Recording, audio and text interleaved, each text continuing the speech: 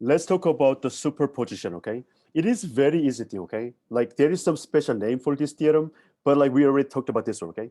We are talking about the second order linear differential equation, okay? As we talked about it, like since it's second order, and you will have like two particular solution, okay? Then like once you find like these two particular solution, the span set, okay, is linear, in linear algebra, okay?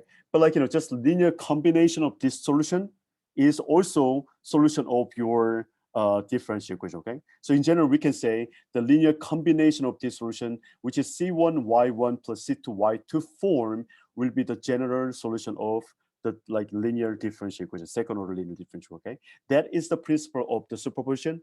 And well, I would like to show you how we can prove this one, okay? But don't worry about it. In the exam, like since this is like engineering math course, we are not going to ask you to prove this thing, but like, this proof skill is very important and like useful for later, like higher level math course, okay? So let me show you today. Here we go. Just sketch only, okay? It's not the full sentence, but like in a sketch, okay? It's very easy, okay? Here we go. So let's say sketch of,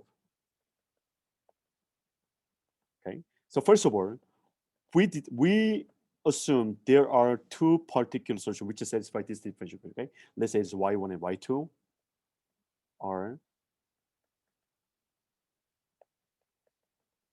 differential equation, okay?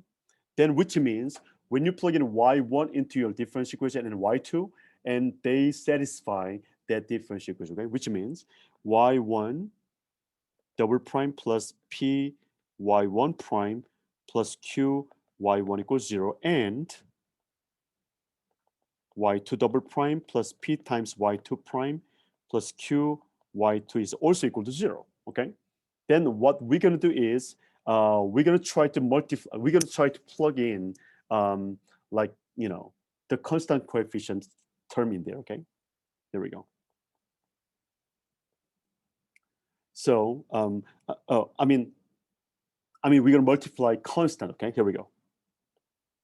Multiply C1 and multiply C2 for second, okay? Then your first equation can be written by C1 times Y1 double prime plus P times C1 times Y1 prime plus Q times C1 Y1. You know what I'm saying, right? Because like, do you remember 4x prime is 4? Okay, for example, 4x cubed prime is 4 times x cubed prime, which means coefficient is just coefficient for the derivative, okay? Which means when even you multiply C1 as a coefficient, like, coefficient, and it can be inside of the, like, derivatives, okay? So that's why we can write like this way, okay? And for second one, C2 times Y2 double prime plus P times C2Y2 prime plus Q times C2Y2 equals 0. Is that okay? The next one is we're going to add up these two equations, okay? Like this way. Is it okay? Then what happened?